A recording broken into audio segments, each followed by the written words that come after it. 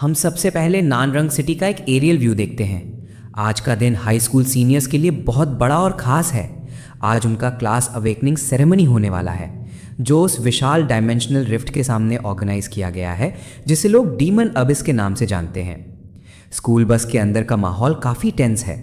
हर student के चेहरे पर नर्वसनेस साफ दिख रही है। सब एक ही बात कर रहे हैं, उनका आज का क्लास क्या होगा, कौन पावरफुल कॉम्बैट क्लास पाएगा और कौन किसी बेकार क्लास के साथ फंस जाएगा। इसी भीड़ और शोर के बीच जियान अचानक आंखें खोलता है। उसका चेहरा डर और हैरानी से भरा हुआ है, जैसे वो अभी किसी भयानक सपने से जागा हो। वो जल्दी से आसपास देखता है और स्कूल बस के साथ अपने क्लासमेट्स को पहचान लेता है। कुछ पल बाद वो गहरी सांस लेकर सुकून महसूस करता है। मैं वापस आ गया हूँ। जियान तुरंत समझ जाता है कि वो किस समय में लौट कर आया है। ये वही ग्रेजुएशन का दिन है जब उसकी पूरी क्लास अबिस स्टेशन जाकर अपनी एबिलिटीज़ अवेकन करने वाली थी। वो जल्दी से हिसाब लगाता है और समझ जाता है कि अभी उस विनाशकारी दिन में पूरे 2 साल और 6 महीने बाकी हैं। वो दिन जब पूरी नान सिटी दुनिया के नक्शे से मिटा दी जाएगी। 12 साल पहले पूरी दुनिया में अचानक अजीब डायमेंशनल रिफ्ट्स प्रकट हुए थे। इन रिफ्ट से अनेक डरावने मॉन्स्टर्स निकले और उन्होंने इंसानियत का बेरहमी से सफाया करना शुरू कर दिया। इंसानों ने हर तरह से मुकाबला करने की कोशिश की, लेकिन उन्हें जल्द ही पता चल गया कि इन जोन्स के अंदर फायर आर्म्स और न्यूक्लियर वेपन्स तक बेकार हो जाते हैं। जादू की शक्ति के सामने मॉडर्न टेक्नोलॉजी पूरी तरह फेल हो गई थी। 5 साल तक लगातार खूनी जंग चलती रही। इसी दौरान एक महत्वपूर्ण खोज हुई। जब कोई व्यक्ति 18 साल का होता है और रिफ्ट की एनर्जी से संपर्क में आता है, तो वो अपना क्लास अवेकन कर सकता है। अवेकन्ड लोगों को जन्मजात एबिलिटीज मिलती हैं और इसी वजह से इंसानियत को पहली बार मॉन्स्टर्स के खिलाफ सच्ची उम्मीद नजर आई थी। समय के साथ ह्यूमंस ने रिफ्ट्स के एंट्रेंसेस पर कब्जा जमा लिया और समाज पूरी तरह बदल गया। अब लोगों की पहचान और स्टेटस उनके अवेकन्ड क्लास के आधार पर तय होते थे। हर ग्रेजुएट को अवेकनिंग सेरेमनी से गुजरना पड़ता था और क्लासेस को 3 मुख्य कैटेगरीज में बांटा गया था: कॉम्बैट, सपोर्ट और क्रिएशन। कॉम्बैट क्लासेस सबसे ज़्यादा सम्मान पाती थी, जबकि क्रिएशन क्लासेस को लोग अक्सर नीचा समझते थे। जियान को अपनी पिछली ज़िंदगी की सब बातें याद थीं।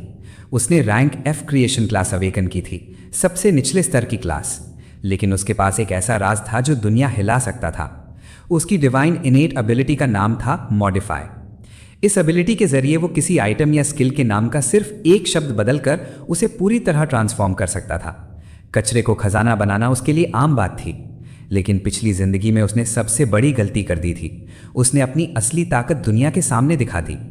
जब बड़े लोगों और शक्तिशाली संगठनों को उसकी एबिलिटी का पता चला, तो उन्होंने तुरंत उसे अपने कब्जे में ले लिया। उसे लगातार काम करने पर मजबूर किया गया। वो आम सामान को डिवाइन आर्टिफैक्ट्स में बदलता रहा और सारी शक्ति एलीट्स के हाथ में जाती रही। उसकी संभावनाओं से डरे हुए लोगों ने उसे घर में ही कैद कर लिया। उसकी हर हरकत पर नजर रखी जाती थी ताकि वो खुद मजबूत न बन सके। आखिरकार उसकी जिंदगी का दर्दनाक अंत तब हुआ जब एक विशाल लेवल 96 ड्रैगन ने शहर पर हमला कर दिया। उस समय वो सिर्फ लेवल 70 पर था। उसे ऐसा महसूस हुआ जैसे किसी ने जानबूझकर उसे मरने के लिए छोड़ दिया हो। मौत के करीब पहुंचकर उसने अपनी मॉडिफाई एबिलिटी का आखिरी बार इस्तेमाल किया। उसने रिससिटेट शब्द को बदलकर रीबर्थ बना दिया और इसी तरह जियान अपनी सारी यादों के साथ भूतकाल में वापस लौट आया। बस की अनाउंसमेंट सुनाई देती है कि वो लोग रिफ्ट स्टेशन के करीब पहुंच चुके हैं। स्टूडेंट्स अपने आप को तैयार करते हैं क्योंकि अब उनके भविष्य का फैसला होने वाला है। जियान जानता है कि इस बार उसे किसी पर भरोसा नहीं करना चाहिए। जो भी उसकी मौत के पीछे था, अब उससे कोई फर्क नहीं पड़ता। इस बार वो सिर्फ खुद पर भरोसा करेगा। बस इन्फेक्टेड जोन से गुजरती हुई टर्मिनल की तरफ बढ़ती है। जियान मन ही मन कसम खाता है कि इस बार वो अपनी असली एबिलिटी के बारे में किसी को नहीं बताएगा। अपनी शक्ति को छुपा कर रखना ही उसके पास एकमात्र तरीका है जिससे वो अपने दोस्तों, अपने परिवार और पूरी सिटी को बचा सकता है। उसकी आंखों में दृढ़ निश्चय चमक रहा था। इस बार वो चुपचाप मजबूत बनेगा और इतना शक्तिशाली होगा कि अपनी किस्मत खुद लिख सके। कुछ देर बाद बस हंटर एसोसिएशन के हेडक्वार्टर्स पहुंचती है, जहां अवेकनिंग प्लाजा स्थित है। कई स्टूडेंट्स डर के मारे प्रार्थना कर रहे थे कि कहीं उन्हें बेकार रैंक F क्रिएशन क्लास न मिल जाए, लेकिन सबकी नज़रें एक ही व्यक्ति पर टिकी हुई थी, जियान यांग। वो स्कूल का नंबर 1 स्टूडेंट था, चाहे बात एकेडमिक्स की हो या मार्शल आर्ट्स की। सबको पूरा विश्वास था कि वो कोई एक्स्ट्रा ऑर्डिनरी क्लास अवेकन करेगा। तभी क्लास का हमेशा दूसरे स्थान पर रहने वाला स्टूडेंट योंग बाय सामने आता है और अपनी पुरानी आदत के मुताबिक तंज कसने लगता है। वो मजाक उड़ाते हुए कहता है कि चाहे किसी की मैजिकल अफिनिटी कितनी भी ज़्यादा हो, अगर किस्मत खराब हो तो उसे भी कोई बेकार क्लास मिल सकती है। प्रोफेसर सबसे पहले जियान यांग का नाम बुलाते हैं। उन्हें उम्मीद थी कि स्कूल का स्टार स्टूडेंट बाकी सबके लिए एक बेहतरीन मिसाल बनेगा। जियान धीरे धीरे सीढ़ियाँ चढ़कर सेरेमनी के केंद्र तक पहुँचता है। हजारों नज़रें उस पर टिकी हुई थी। सेरेमनी का हेड जोर से घोषणा करता है, अब ननान हाई स्कूल के जीनियस जीन यांग की अवेकनिंग शुरू होती है।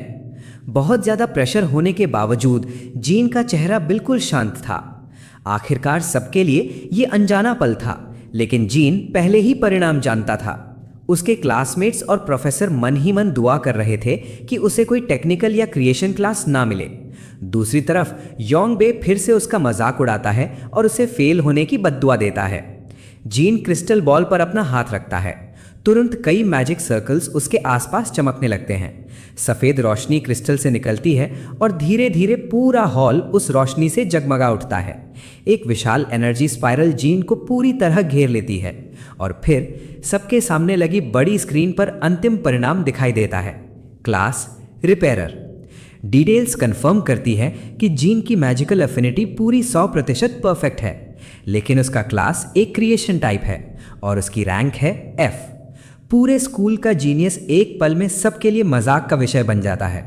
प्रोफेसर सदमे में खड़े रह जाते हैं। उन्हें यकीन ही नहीं होता कि स्कूल का सबसे मेहनती और प्रतिभाशाली स्टूडेंट इतनी आम और नीचे दर्जे की क्लास अवेकन कर सकता है। लेकिन हर कोई उदास नहीं था। योंग बे जोर जोर से हंसने लगता है। उसने हमेशा सोचा था कि चाहे जीन कितना भी टैलेंटेड क्यों ना हो, आखिर में वो सिर्फ एक बेकार टेक्नीशियन बनकर रह जाएगा। जीन यांग, तुमने मुझे 3 साल तक दबा कर रखा, लेकिन अब देखो तुम्हें कितनी शर्मनाक क्लास मिली है। योंग बे जोर जोर से चिल्लाते हुए पूरी क्लास के सामने जीन यांग का मजाक उड़ाता है।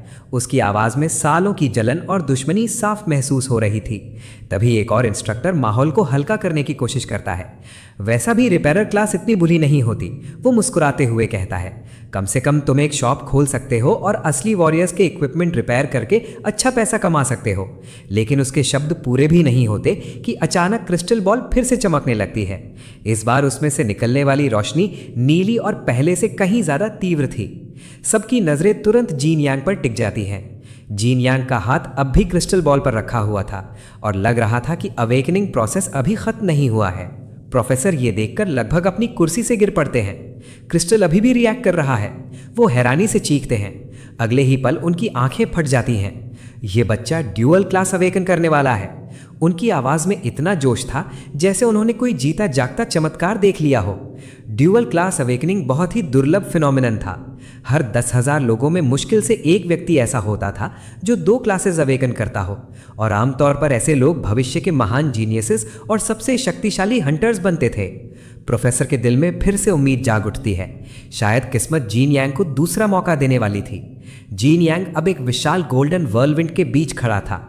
उसके आसपास सुनहरी रोशनी और डेटा फ्रैगमेंट्स घूम रहे थे। पूरा हॉल उस अद्भुत दृश्य को देखकर सांस रोककर खड़ा था। लेकिन अगले ही पल सच्चाई ने सबको ठंडे पानी की बाल्टी की तरह झटका दे दिया। होलोग्राफिक स्क्रीन पर बड़े बड़े अक्षरों में उसकी दूसरी क्लास दिखाई दी, क्लास फार्मर। हॉल में सन्नाटा छा गया। फाइनल स्टैटिस्टिक्स स्क्रीन पर चमक रही थी। Magical affinity 100% perfect. First class repairer rank F, second class farmer rank F। ये आधिकारिक रूप से इतिहास का सबसे बेकार ड्यूअल क्लास कॉम्बिनेशन था। टीचर्स को समझ ही नहीं आ रहा था कि हंसे या रोए। 10,000 में एक बार होने वाली ड्यूअल अवेकनिंग का ये परिणाम था, एक के बाद एक बेकार क्लासेस। स्टूडेंट्स जोर जोर से हंसने लगते हैं। क्या फ़ायदा स्कूल टॉपर होने का? अब ये स्क्रू ड्राइवर लेकर चीज़ें रिपेयर करेगा और सब्जी उगाएगा। नन हाई स्कूल का जीनियस अब लेटस उगाएगा। पूरा हॉल मजाक और हंसी से गूंज उठता है। लेकिन जीन यांग एक शब्द तक नहीं बोलता। वो शांत कदमों से प्लेटफॉर्म से नीचे उतरने लगता है। उसके पीछे लोग फुसफुसाकर मजाक उड़ा रहे थे। बेचारा कितना बदनसीब है, क्या दुर्भाग्य मिला है इसे। टीचर्स भी दया भरी नज़रों से उसे देखते हैं। उन्हें यकीन ही नहीं हो रहा था कि इतना बड़ा प्रतिभाशाली लड़का एक पल में समाज का मजाक बन गया। लेकिन जीन यांग पर इन बातों का ज़रा भी असर नहीं होता। वो मजबूत कदमों से बाहर की तरफ बढ़ता रहता है। उसके आसपास लोग उसे तुच्छ नज़रों से देख रहे थे। किसी की नज़र में वो कचरा था, किसी की नज़र में बदनसीबी का प्रतीक। लेकिन जीन यांग के होठों पर एक हल्की सी मुस्कान थी। Trash, bad luck. वो मन ही मन हंसता है। उसे अच्छी तरह पता था कि उसकी असली ताकत उन रैंक एफ क्लासेस में नहीं थी। उसकी असली शक्ति कुछ और ही थी, एक ऐसी इन्नेट एबिलिटी जो किसी भी नाम के सिर्फ एक शब्द को बदलकर उसका पूरा अर्थ ही बदल देती थी और परिणाम कुछ भी संभव हो सकता था। जीन यांग तुरंत अपनी नई जिंदगी में पहली बार इस शक्ति का टेस्ट करने का फैसला करता है। सबसे पहले वो अपनी फार्मर क्लास को देखता है।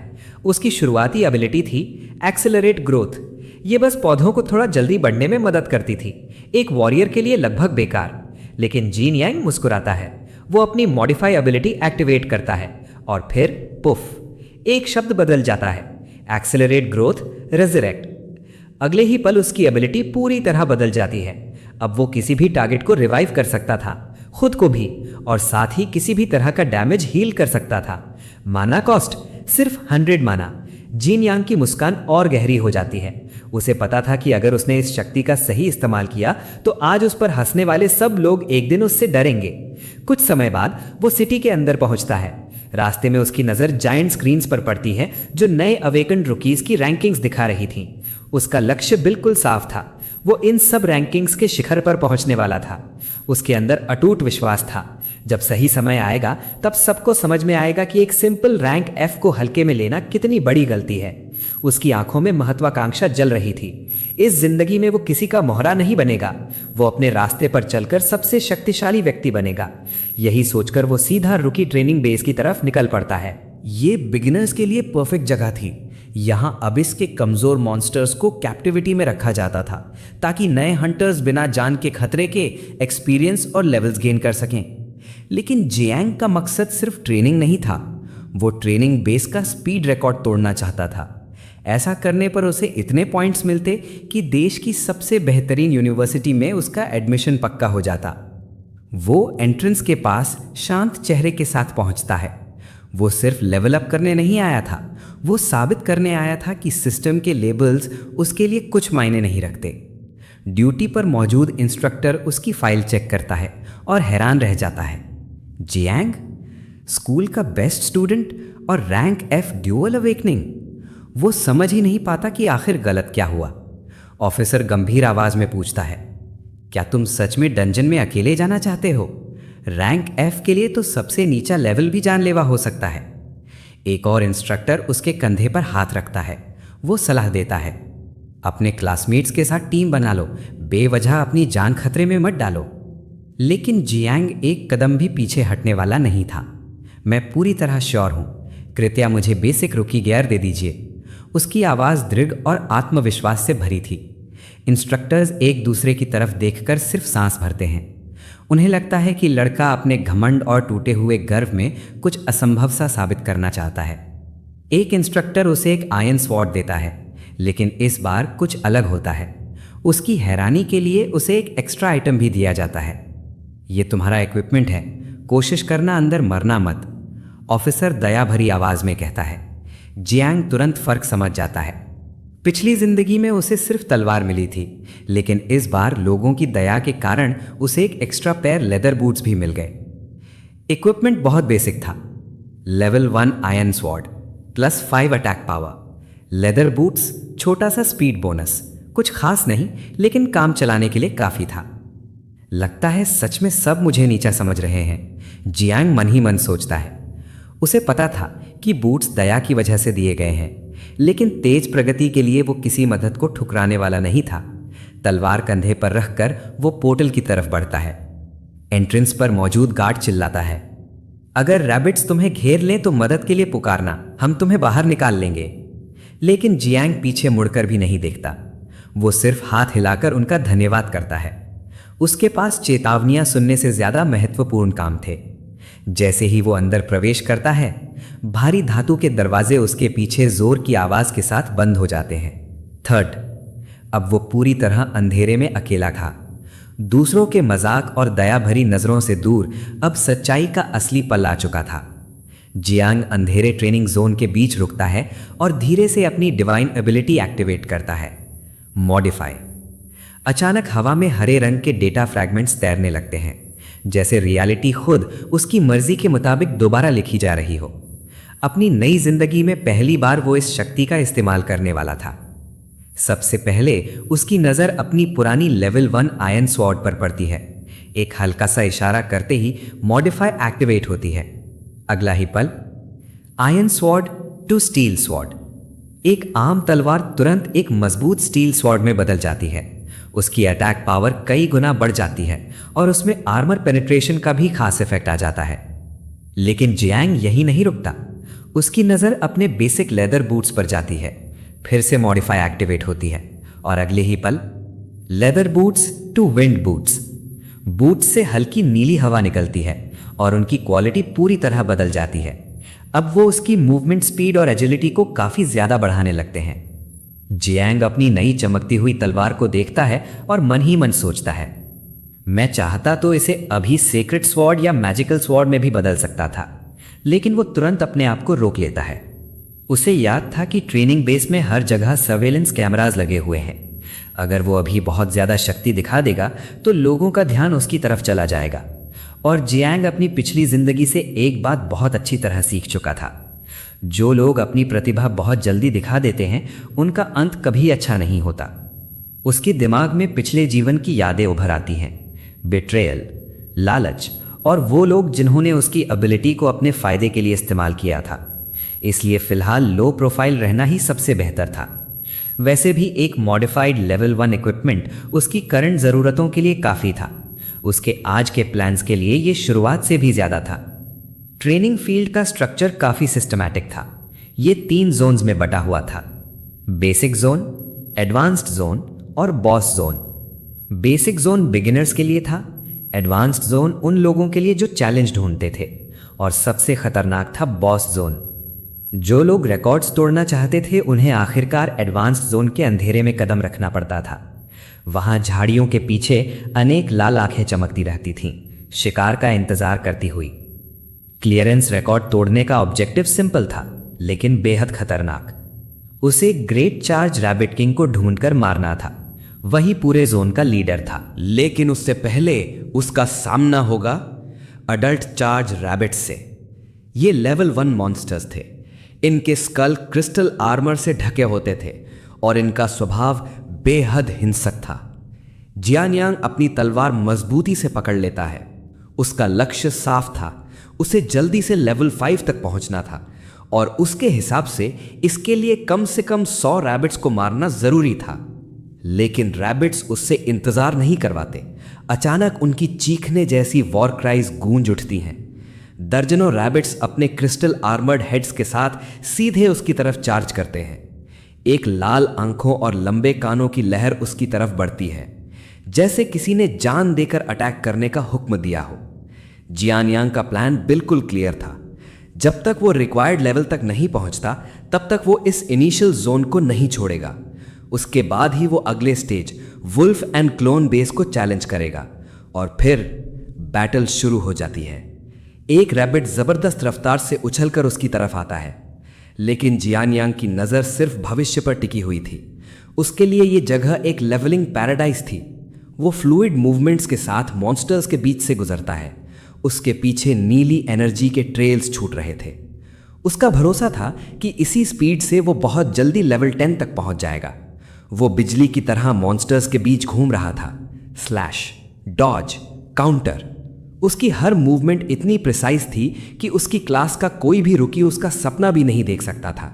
और इस सब का कारण था लेवल 10, क्योंकि लेवल 10 पर उसकी असली लेजेंडरी अवेकेंड एबिलिटी अनलॉक होने वाली थी। एक गॉड ग्रेट टेक्निक, एक ऐसी शक्ति जो थ्योरी के मुताबिक अल्टीमेट मैजिकल बीस्ट्स क्रिएट कर सकती थी। जियानियांग की आंखों में दृढ़ निश्चय चमक रहा था। अब उसे कोई नहीं रोक सकता था, ना कोई इंसान, ना कोई मॉन्स्टर, ना ही किस्मत। वो इस नए युग का सबसे शक्तिशाली वॉरियर बनेगा। इसी दौरान उसके दिमाग में एक ख्याल आता है, अब तक जोंग बे क्या कर रहा होगा? शायद इस वक्त उसका अवेकनिंग सेरेमनी चल रहा होगा। सीन स्कूल जिम की तरफ शिफ्ट होता है। अब बारी थी जोंग बे की। वो क्रिस्टल बॉल के पास जाता है। उसके चेहरे पर घबराहट भी थी और हमेशा की तरह अहंकार भी। उसके मन में एक ही सोच चल रही थी, बस जियानियांग से अच्छी क्लास मिल जाए, चाहे रैंक बी हो या रैंक सी। उसके लिए इतना ही काफ़ी था ताकि वो हमेशा के लिए जियानियांग को नीचा दिखा सके। तभी क्रिस्टल बॉल असामान्य रूप से रिएक्ट करना शुरू कर देता है। तेज एनर्जी बर्स्ट्स पूरे हॉल को रोशन कर देते हैं। सब लोग सांस रोक कर देखते हैं और फिर जायंट स्क्रीन पर एक शब्द उभर कर सामने आता है। उसी पल जोंगबे के आसपास आग और कॉम्बैट एनर्जी की भयंकर ऑरा फैल जाती है। स्टैटिस्टिक्स स्क्रीन पर दिखाई देते हैं। Combat class, rank A, magical affinity 69%। ये किसी भी स्टूडेंट के लिए असाधारण परिणाम था। हा, मैं जीत गया, जोंगबे जोर से चीखता है जैसे उसने पूरी दुनिया जीत ली हो। स्टूडेंट्स हैरानी से उसे देखते रह जाते हैं। 3 साल तक जियानयांग के साए में रहने के बाद आखिरकार जोंगबे ने उसे पीछे छोड़ दिया था, ऐसा सबको लगता था। अब से मेरे सामने कोई सेकंड प्लेस शब्द का इस्तेमाल नहीं करेगा, वो अपनी टाई ठीक करते हुए घमंड से कहता है। उसके चेहरे पर घमंड भरी मुस्कान फैल जाती है। उसे पता था कि क्लास का पावर बैलेंस अब उसके पक्ष में बदल चुका है। क्लास 1 में अब सिर्फ एक ही फर्स्ट प्लेस है। वो अपना अंगूठा नीचे करते हुए कहता है, और वो हूं मैं, जोंगबे। उसके फॉलोअर्स तुरंत उसके आसपास जमा हो जाते हैं। सब उसकी तारीफ करने लगते हैं। वो ट्रैश जियानयांग अब क्या करेगा? क्या वो तुमसे लड़ पाएगा? सब मजाक उड़ाते हुए हंसते हैं। जोंगबे अपनी जीत का पूरा आनंद ले रहा था। फिर वो पूछता है, वैसे वो ड्यूअल क्लास वाला कचरा गया कहाँ? उसका एक दोस्त तुरंत जवाब देता है, मैंने उसे रुकी ट्रेनिंग बेस की तरफ जाते देखा था। जोंगबे की आंखों में बुरी नीयत चमक उठती है। पूरा ग्रुप एक दूसरे की तरफ देखकर मुस्कुराता है। बेचारा शायद बहुत मुश्किल में होगा, चलो उसकी थोड़ी मदद कर देते हैं। उनकी आवाज में जहरीला व्यंग भरा हुआ था। असल में वो उसे फिर से सबके सामने जलील करना चाहते थे। जैसे ही वो लोग चले जाते हैं, बाकी स्टूडेंट्स जियानयांग के लिए दया महसूस करते हैं। सब जानते थे कि जोंगबे उसकी बेइज्जती करने ही जा रहा है। एक स्टूडेंट धीरे से कहता है, जियानयांग कितनी मेहनत करता था। हम सब सोने चले जाते थे और वो रात भर क्लासरूम में पढ़ाई करता रहता था। दूसरा स्टूडेंट याद करता है, मैंने उसे ट्रैक पर बिना रुके ट्रेनिंग करते देखा था। वो एक्सट्रीम एग्जॉशन तक प्रैक्टिस करता था। हर दिन बिना एक भी दिन छोड़े जियानयांग अपनी फिजिकल लिमिट्स को तोड़ने की कोशिश करता था। मैजिकल ट्रेनिंग रूम में भी उसका डेडिकेशन अलग ही लेवल का था। जब बाकी स्टूडेंट्स नॉर्मल सेटिंग्स पर प्रैक्टिस करते थे, जियानयांग पेन लेवल को सीधा मैक्सिमम पर सेट कर देता था। और सबसे हैरानी की बात, वो कभी एक हल्की सी कराह तक नहीं निकालता था। उसकी विल पावर सच में लोहे की तरह मजबूत थी। चश्मा पहने एक लड़का उदासी भरी आवाज में कहता है, ये सच में अविश्वसनीय है कि इतनी मेहनत करने वाला इंसान सबसे बेकार रैंक F क्लास के साथ खत्म हुआ। उसकी आंखों में सच्चा दुख था। तभी अचानक वोंग क्विंगफन, जो हमेशा जियानयांग के बाद स्कूल का सेकंड बेस्ट स्टूडेंट माना जाता था, आगे बढ़ता है। वो आराम से अपना लॉलीपॉप खा रहा था, जैसे आसपास का ड्रामा उस पर कोई असर ही ना करता हो। लेकिन उसकी आवाज में पूरा विश्वास था। उसकी क्लास उसकी ग्रोथ को कभी लिमिट नहीं करेगी, वो पूरी सर्टेनिटी के साथ कहता है। वोंग हमेशा हर चीज में जियानयांग से बस एक कदम पीछे रहा था। इसी वजह से शायद वो सबसे अच्छी तरह समझता था कि जियांग असल में कैसा इंसान है। एक मॉन्स्टर जैसी डिसिप्लिन और एक पागलपन की हद तक डिटर्मिनेशन। कोई भी मुझसे ज़्यादा नहीं जानता कि वो अपनी मंजिल पाने के लिए कितनी मेहनत करता है। वोंग की नज़र में सम्मान और उम्मीद दोनों साफ नज़र आ रहे थे। उसके दिमाग में पुरानी यादें उभरने लगती हैं। फर्स्ट ईयर के ग्रेड फाइनल्स, उसे वो दिन अभी भी याद था। उसकी यादों में जियांग दिखाई देता है, थका हुआ, घायल, पसीने और खून से लथपथ, लेकिन फिर भी उसकी फाइटिंग स्टैंस 1 इंच तक नहीं हिली थी। चाहे कितनी भी मुश्किल आ जाए, वो कभी झुकता नहीं था। और उसी पल वोंग ने दिल से उसका सम्मान करना शुरू किया था। तभी किसी ने कहा, जोंगबे शायद उसे परेशान करने जा रहा है। वोंग का एक्सप्रेशन हल्का सा बदल जाता है। मैं भी देखने जाऊंगा, वो अपना लॉलीपॉप चबाते हुए शांत आवाज में कहता है, लेकिन उसकी आंखों में एक हिसाब किताब चल रहा था। वो स्कूल के कॉरिडोर्स में मजबूत कदमों से चलने लगता है। उसके मन में सिर्फ एक ही बात चल रही थी, जिसे मैं अपना राइवल मानता हूं, उसे हराने का हक सिर्फ मेरा है। जो भी उसे छूने की कोशिश करेगा, पहले उसे मुझसे गुजरना होगा। इसी दौरान ट्रेनिंग फील्ड की गहराइयों में जियांग भारी सांसें लेते हुए जमीन पर बैठा था। उसका वर्तमान शरीर अभी भी बहुत कमजोर था। जिस पागल स्पीड से वो मॉन्स्टर्स का शिकार कर रहा था, उसके लिए ये बॉडी अभी तैयार नहीं थी। उसके आसपास एक लिटरल पहाड़ बना हुआ था, मरे हुए रैबिट्स का पहाड़। उसने एक ही बार में 100 से भी ज्यादा मॉन्स्टर्स को अट्रैक्ट करके मार दिया था। एक साथ इतने मॉन्स्टर्स अभी के लिए ये बॉडी संभाल नहीं पा रही। वो धीरे से बोलता है। अब सिर्फ एक आखिरी रुकावट बाकी थी। अचानक उसके सामने एक विशाल शैडो उभर कर सामने आती है। Level 5 charge rabbit king. ये एक विशाल मॉन्स्टर था। उसके माथे पर एक एलिमेंटल क्रिस्टल चमक रहा था। क्रिस्टल आर्मर उसके सर को कवर किए हुए था और उसकी आंखों में शुद्ध हिंसा जल रही थी। जियांग तुरंत अपना स्टेटस चेक करता है। Level 4, experience 94%। लेकिन पिछली लड़ाई ने उसे अंदर से बुरी तरह चोट पहुंचाई थी। इंटरनल इंजरीज उसकी बॉडी को कमजोर कर रही थी और यह दर्द गलत समय पर उसकी कंसंट्रेशन तोड़ सकता था। लेकिन रैबिट किंग उसे संभलने का मौका ही नहीं देता। मॉन्स्टर अपना सर नीचे करता है। उसके माथे का बड़ा नारंगी क्रिस्टल चमकने लगता है। विनाशकारी शक्ति उसमें जमा होने लगती है। अगला ही पल बॉस अपना फाइनल अटैक लॉन्च कर देता है। वो फर और एनर्जी का एक जिंदा मिसाइल बनकर जियांग की तरफ टूट पड़ता है। उसके रास्ते में जमीन तक टूटने लगती है। जियांग तुरंत अपने मॉडिफाइड विंड बूट्स एक्टिवेट करता है। बूट्स हरे डाटा ऑरा से चमक उठते हैं। उसे पता था सीधा टकराना मतलब मौत, लेकिन उसके पास पहले से ही एक मास्टर स्ट्रैटेजी थी। रैबिट किंग बिना देरी किए अपनी स्पेशल एबिलिटी एक्टिवेट करता है, फायर हेडबट।